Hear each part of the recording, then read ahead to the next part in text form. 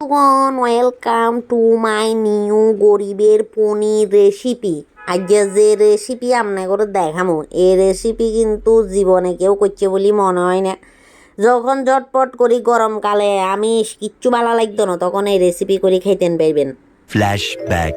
বন্ধুগণ, কি কইতে আমার দুঃখের কথা, মানব জীবনে চলার পথে এখন মনে হইতেছে সবই ধোঁকা, সবই ধোঁকা। যদি বলেন কিরকম, মেয়ে মানুষ তো পুরুষ মানুষের থেকে ধোঁকা খাইছে, পুরুষ মানুষও মেয়ে মানুষের থেকে ধোঁকা খাইছে। তার উপরে হচ্ছে মাছ কিনে ধরা খায়, মানে ফরমালিনওয়ালা মাছ ঢুকাই দে, মাংস কিনিও ধরা খায়, মানে সব কিছুতেই খালি ধোঁকা, যার কারণে মানুষ ধরা খায়। তার মধ্যে এখন দেখেন গত 2 দিন আগে দিয়ে ডায়মন্ডের একটা কাহিনী ভাইরাল হয়ে গেল।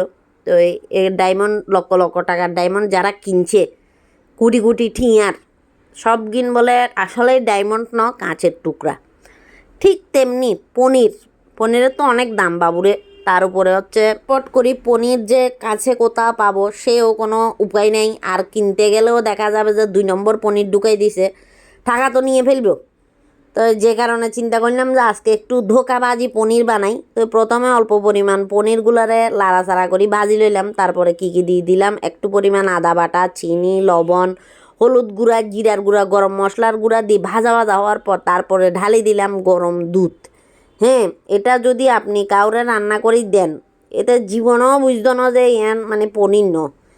তো চিন্তা করেন, এভাবেই মানুষ মানুষকে ধোকা খাওয়ায়। তারপর এখন এগুলো যখন ভাজা ভাজা হয়ে আসছে দিয়ে দিলাম সাদা তেল।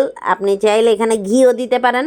তারপর তেল দেওয়ার পর যখন এগুলো মাখা মাখা হয়ে গেছে, চুলাটা বন্ধ করে দিলাম। বন্ধ করে দেওয়ার পর প্লেটে একটু তেল, বাংলাদেশি তেল ব্রাশ করে সুন্দর করে এই যে বেসনের এই যে ছানা যেগুলো করছি এগুলারে সুন্দর করে প্লেটের মধ্যে নিয়ে নিলাম। আমি তো জামাইরে পনির বলি খাওয়াই দিছি, পনিরের দামটা জামাইয়ের থেকে চেয়ে এটা আমি সুন্দর করে আমার পকেটে ঢুকে রাখছি। তো যে সমস্ত দিদিরা আমার এখানের এই ভিডিওটি দেখতেছেন, আপনারা জামাই তুন পনির কিনছেন কই, টাকাটা লই নিজের সন্দুকের মধ্যে ঢুকাই রাখবেন, তারপর জামাইরে এরকম ধোকাবাজি পনির খাওয়াই দিবেন। আচ্ছা যাই হোক, এই বুদ্ধি শিখাই দিলাম। আরও ধন্যবাদ দিও লাগতো না, বিনিময়ে ভিডিওটা শেয়ার করে দিয়েন, তাইলে খুশি হমু। তারপরে এই যে এখানের মধ্যে সাদা তিল, কাজু, কিশমিশ কয়েকটা এই যে কাঁচামরিচ দিয়ে ব্লেন্ড করে নিলাম। সাদা তিল না থাকলে আপনারা পোস্ত দিতে পারেন, চাল মগজও দিতে পারেন, কোনো সমস্যা নেই। এগুলো ব্লেন্ড করে নিতে নিতে দেখি এগুলো ঠান্ডা হয়ে গেছে। তারপরে যে একটা ছুরি দিয়ে সুন্দর করে পিস পিস করে, যেরকম সেই ইচ্ছা আপনাদের সেরকম করে সুন্দর মতন কাটিয়ে নিতেন পারবেন।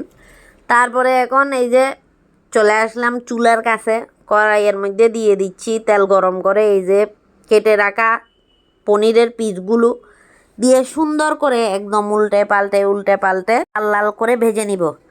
যে সমস্ত গৃহিণীরা টাকা জমাইতে পারেন না বা দাদাদের থেকে টাকা চাইলে টাকা দেয় না, আপনারা এভাবেই করে টাকা নিয়ে নিয়ে নিজে কোটিপতি লাখপতি হয়ে যাবেন। শুনেন, সোজা আঙ্গুলে ঘি না উঠলে কিন্তু আঙ্গুল বাগাইতে হয়। আর দুনিয়ায় আমি একটা জিনিস বুঝলাম, সত্য কথার বাদ নাই। আমি চিন্তা করতেছি আগে থেকে আমি কেন এরকম ধোঁকাবাজি শিখলাম না। আগে থেকে যদি ধোঁকাবাজি এরকম শিখতাম, আজকে বিয়ের বয়স হইতেছে 11 বছর। 11 বছরে কমপক্ষে আমি 11টা প্লেটের মালিক হয়ে যেতে পারতাম।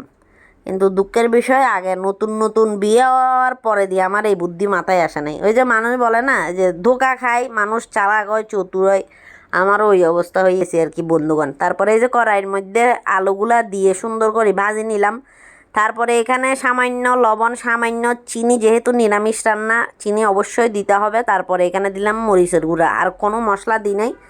দেওয়ার পরে সুন্দর করে এই যে ব্লেন্ডারে যারা যে ব্লেন্ড করে রাখছি মশলাগুলা, সেগুলো সুন্দর করে দিয়ে দিলাম।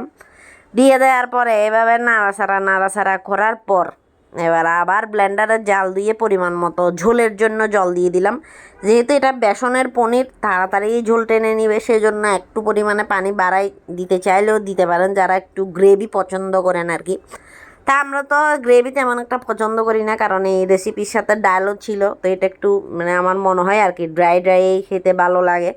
যাই হোক, আপনাদের যেরকম রুচি আর কি, ইচ্ছে যেরকম সেরকমই দিবেন, কোনো সমস্যা নেই, কোনো টেনশন নেই। তারপর জলগুলো শুকিয়ে গেছে। শুকিয়ে যাওয়ার পরে এই যে দেখেন কি সুন্দর লোভনীয় দুর্দান্ত লাগতেছে। এটা চাইলে আপনি ভাত দিয়েও খাইতে পারবেন, আবার চাইলে রুটি দিয়েও খাইতে পারবেন। নো চিন্তা ডুপুরতি, জাস্ট খালি খাবেন। তো এই তো রেসিপি শেষ, এখন খাওয়া দাওয়ার পালা। আজকে চলে যাই, টাটা।